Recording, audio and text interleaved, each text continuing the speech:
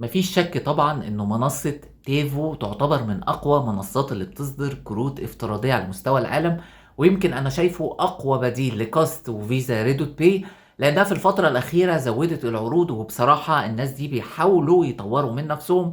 وانا دايما بحب اي شركة بتطور من نفسها، لان ده بيفيد المستخدمين وبيرجع برضو يفيد الشركة. لكن احنا يهمنا كمستخدمين ان احنا نستفيد باقل سعر ممكن واعلى امكانيات ممكنة. مبدئيا كده تيفو بتصدر كارت افتراضي تقدر تطلعه من اول 18 سنة.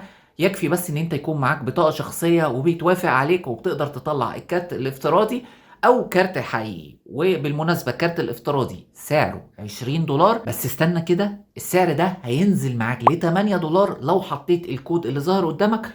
بس لازم الاول تسجل من الرابط اللي في وصف الفيديو، وبعد كده تحط الكود، هينزل معاك الخصم تبقى ب $8. وبالتالي كده هتبقى اوفر لك من ريدوت باي لو مفيش عروض على ريدوت باي، وهتأدي لك نفس الخدمات.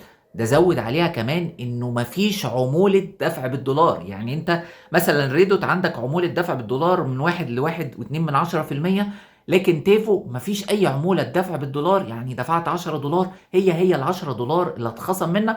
اما لو دفعت على موقع تاني بعملة تانية بتبقى فيها عمولة. اما بقى لو انت عايز الكارت الحقيقي فهو سعره $100، وبيوصل لك هنا مصر لحد مطار القاهرة.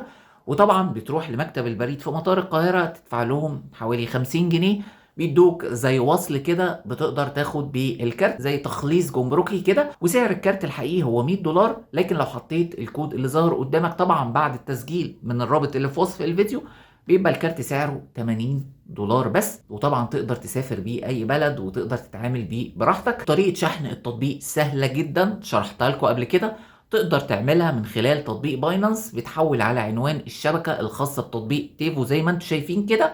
وبعد كده بتحول المبلغ اللي انت عايزه هتدفعه في الكارت، وبعد كده على طول بتتم المعاملة في دقائق بسيطة، وبتقدر تشتري الكارت. وصلاحية الكارت سواء الحقيقي او الافتراضي 3 سنين، وعملة الكارت $1، ومن نوع فيزا مش ماستر كارد. طبعا الكارت ده مش هتقدر تشتغل عليه على جوجل بلاي المصري، اما لو جوجل بلاي اجنبي غيرت بلد الستور هتشتغل معاك عادي بدون اي مشاكل. شغال معاك على 90% من الموقع. انا تقريبا مفيش موقع جربته عليه الا واشتغل عليه، لكن زي ما قلت لكم جوجل بلاي مش هيشتغل عليه. الحق بقى العرض وحط الكود اللي ظاهر قدامك ده عشان ينزل لك سعر الكارت وتوفر فلوس كتير جدا. اتمنى الخير والتوفيق للجميع.